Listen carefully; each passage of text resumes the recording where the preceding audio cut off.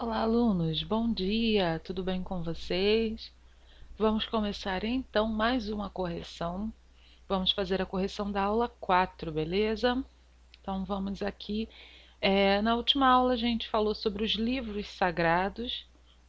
Vimos aqui alguns dos livros importantes dentro de cada religião, como eles são, a estrutura, a importância, o valor que é tido dentro de cada religião.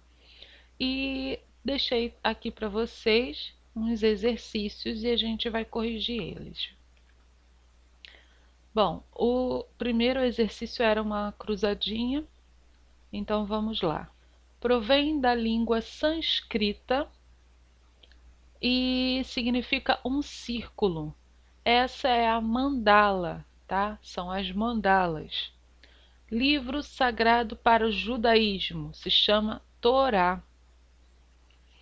3. Fala sobre relações do homem com a força da natureza. Tao Te Ching.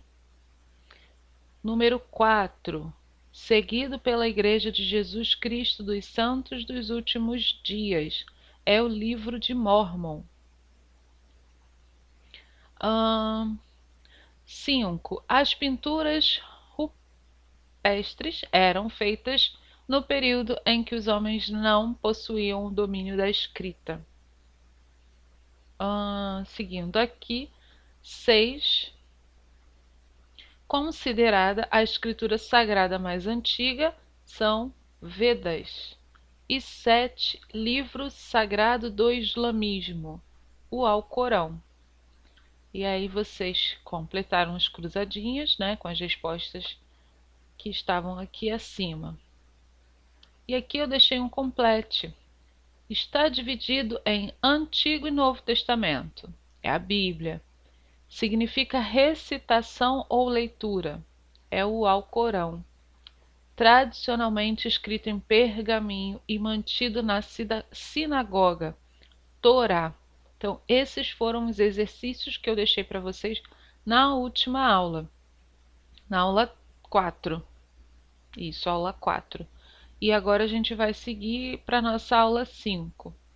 Mas lembrando vocês que chat toda terça de 9 às 11, beleza? Então não deixa de ir lá, ok? Vamos seguir então para a nossa aula 5. Aqui na nossa aula 5 a gente vai falar sobre os símbolos religiosos, tá?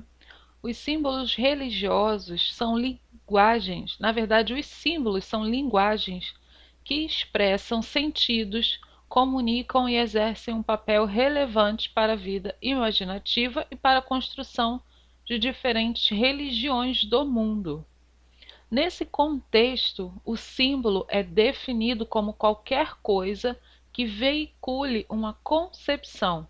Ou seja, o símbolo ele pode ser tanto uma palavra como um som, um gesto, um ritual, uma obra de arte, uma notação matemática, cores, textos e outras coisas, tá? Essa é a definição de símbolos. E aí, a gente vai aprender que eles se comunicam. Utilizamos em nosso dia a dia sinais, gestos e símbolos sem perceber. Como seria um mundo se não houvesse a linguagem simbólica? Você consegue conversar com alguém pessoalmente sem fazer o uso de gestos ou palavras? Eu confesso que não, e eu duvido que os meus colegas professores iriam conseguir, porque a gente fala muito assim, ó. É, não adianta, não tem jeito. E vocês não estão vendo, mas eu tô aqui, ó. A minha mão tá toda hora aqui embaixo, porque não dá pra vocês verem. Mas eu tô falando e tô aqui, ó, gesticulando, não tem jeito. É divertido realizar a comunicação usando símbolos. Decifre a carta enigmática a seguir e escreva no seu caderno. Então, esse aqui já é um exercício para vocês e eu não vou falar a resposta, mas é muito fácil, né?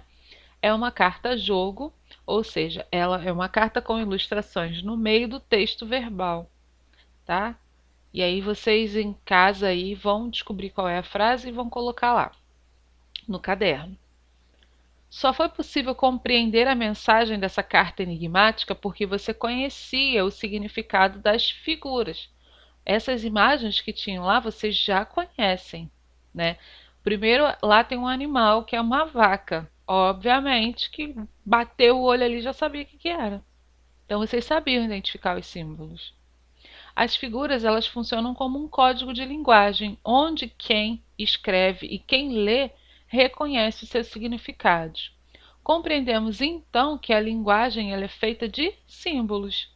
A linguagem humana se aprimorou quando os primeiros homens e mulheres começaram a repetir os sons da natureza, os barulhos que eles ouviam dos animais, das cachoeiras, barulho que o vento faz, trovão. Assim, a música também começou, pelas necessidades do corpo, como a fome, a sede, o medo, a dor.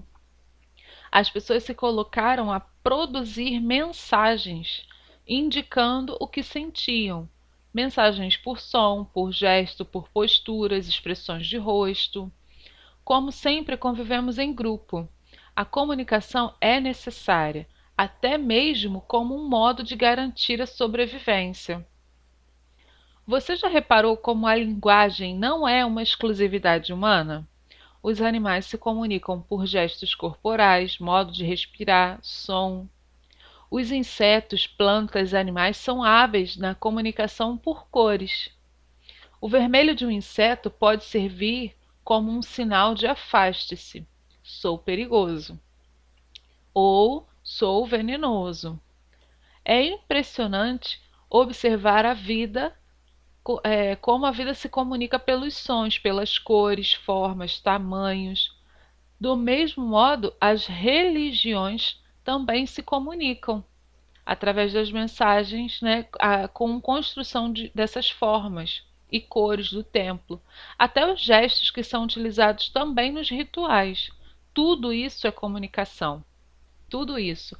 É preciso ser um bom leitor e uma boa leitora do mundo para compreender essa diversidade. Ao longo da vida, as pessoas adquirem hábitos, comportamentos e objetos e vão atribuindo a eles significados especiais, o que os transformam em símbolos. As músicas que marcaram épocas, o início do namoro ou uso de medalhas, santinho, colares, escapulários ou fitas para se protegerem, são exemplos de utilização dos símbolos no cotidiano do ser humano. Os símbolos também aparecem nas casas ou em outro ambiente, com a presença de elementos da natureza. Por exemplo, fontes de águas que atraem boas energias, garantem a harmonia e o equilíbrio, influenciam positivamente no comportamento. O símbolo ele pode relacionar-se a acontecimentos marcantes para as pessoas religiosas. Os símbolos de sua religião se vinculam àquilo que é sagrado. Preste atenção a essa ideia. Segundo a filósofa brasileira Marilena Chauí, no mundo há muita coisa para ser decifrada, é cheio de comunicados. Tudo pode significar algo além do que aparenta, como certas posições, roupas, palavras. Vamos entender melhor isso. Cores, palavras, cantos, poesias, monumentos, vestes, mobílias, construções, elementos da natureza, pinturas na pele ou outros elementos fazem parte do universo simbólico religioso. Há uma grande diversidade de manifestações religiosas, todas elas com seu próprio universo de símbolos. As cores apresentam diversos significados simbólicos, variando de acordo com cada cultura e olhar que o ser humano atribui a ela. Muita informação, né? Mas agora a gente vai ver alguns exemplos. Vai ficar mais fácil. Olha só. A utilização da cor preta para os ocidentais é associado à morte e ao luto. Já para os orientais, a a cor que eles associam à morte é a cor branca. Olha a diferença. Para a gente aqui, quando se perde alguém, a cor, né, que é utilizada para representar o luto é a cor preta, para eles é a branca, que para a gente aqui já significa paz, né? O azul escuro pode significar para o ser humano o mistério e a profundidade da alma. O vermelho pode simbolizar para o homem a vida, o nascimento, a morte, a paixão, o amor, não é assim? Quando a gente vai pintar o coração, o coração ele representa o amor. E aí a gente tem a tendência de pintar logo ele de vermelho. As vestes utilizadas pelos líderes religiosos também possuem um sentido simbólico. A batina é uma vestimenta utilizada pelos diáconos, presbíteros, bispos e seminaristas. Ela possui 33 botões e cada botãozinho desse representa a idade de Cristo. E nos punhos tem mais 5 botões, que é para representar as chagas de Cristo. A cor mais usada pelos seminaristas, diáconos, presbíteros é o preto, com o colarinho branco. O colarinho é aquela golinha aqui, tá? Normalmente, nos rituais da Umbanda é utilizado também as roupas brancas, porque lá representa pureza e tranquilidade. Durante os trabalhos, eles nunca usam as mesmas roupas que eles vestem em casa. Então, tem sempre essa tendência a utilizar a roupa branca, sem ser aquela que é usada em casa. Tá dando para compreender, né? Aqui, ó, nós temos um kippá. Kippá aqui, ó. É uma espécie de pequeno chapéu que os judeus costumam usar para cobrir a cabeça. Ele é o símbolo de submissão à vontade de Deus e coloca o homem em posição de humilde servidor de sua vontade.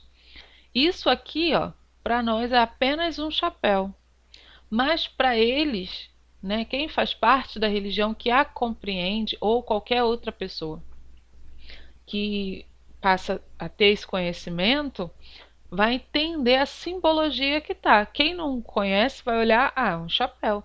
Mas não, tem todo um significado, não é só um chapéu. Tem todo um sentido, assim como a roupa dos padres, né? Desde a cor aos botões, a cor que é utilizada também nos rituais da Umbanda. E aqui a gente tem lótus. Lótus, em diversas tradições religiosas orientais, ela simboliza o princípio da reencarnação. É uma planta que na Índia, lá na Ásia Oriental e no Egito, tem um papel simbólico muito relevante. Suas pétalas fecham à noite, recolhendo-se e desabrocham ao nascer do sol. A flor de lótus é um antigo símbolo de luz. Ela nasce em águas lamacentas e se abre para a luz na superfície das águas, onde desabrocha. Por isso, é um símbolo de desabrochar espiritual. No Egito, ela simbolizava o mundo da fertilidade, que nasce na umidade. Era ligada também ao rio Nilo, que era um rio muito sagrado.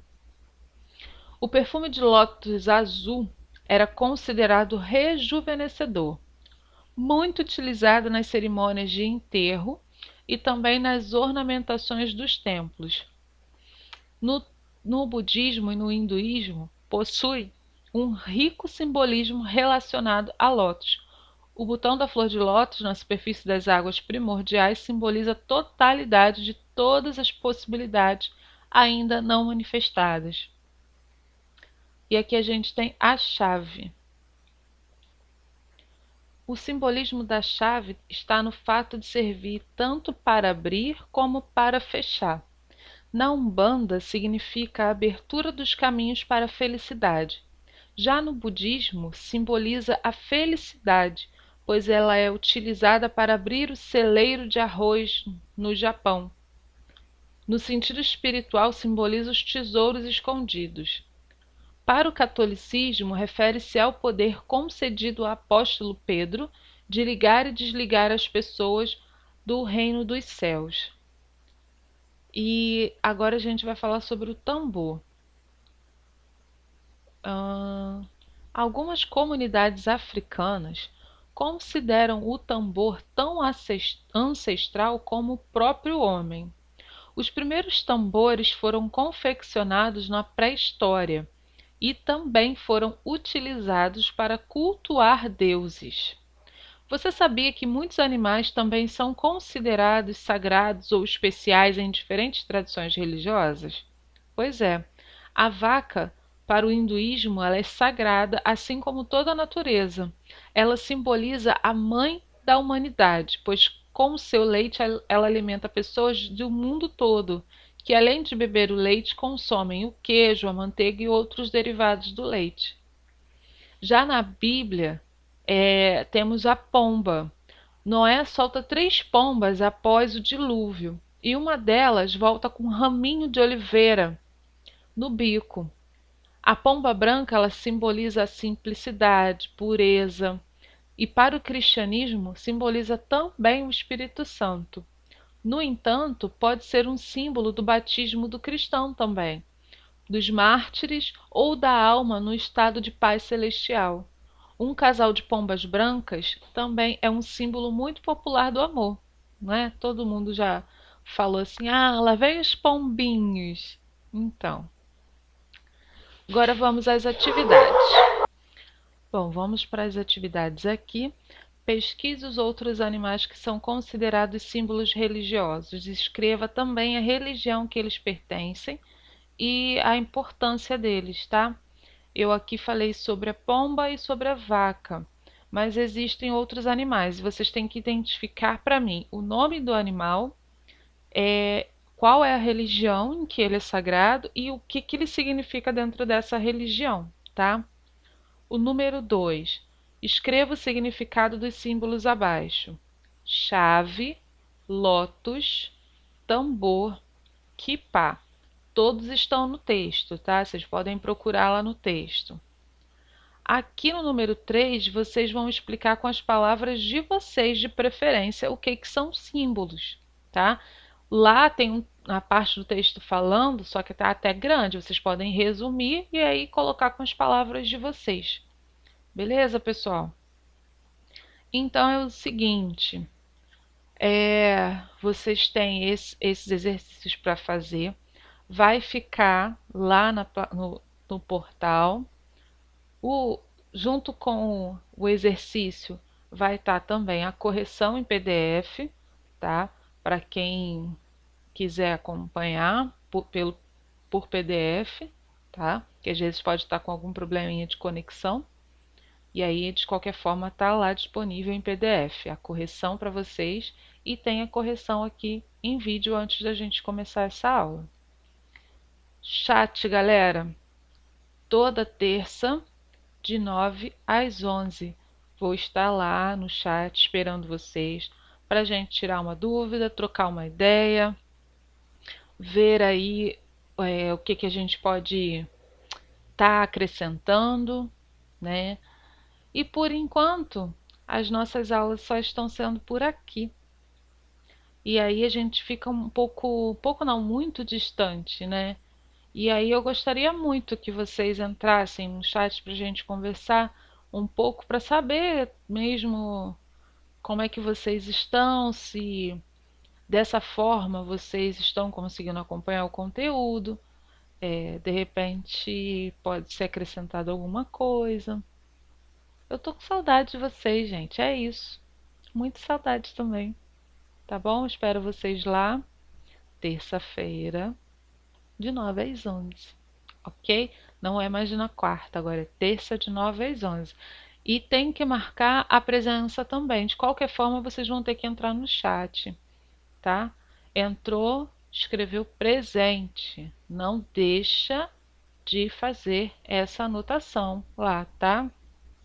Não é só entrar e sair, não. É entra, escreve presente. E aí, troca uma ideia com a tia. Troca uma ideia com nós. Gente, um grande beijo para vocês. Fiquem bem, fiquem em casa, segura a onda aí que já já a gente está de volta, beleza? Até a próxima aula.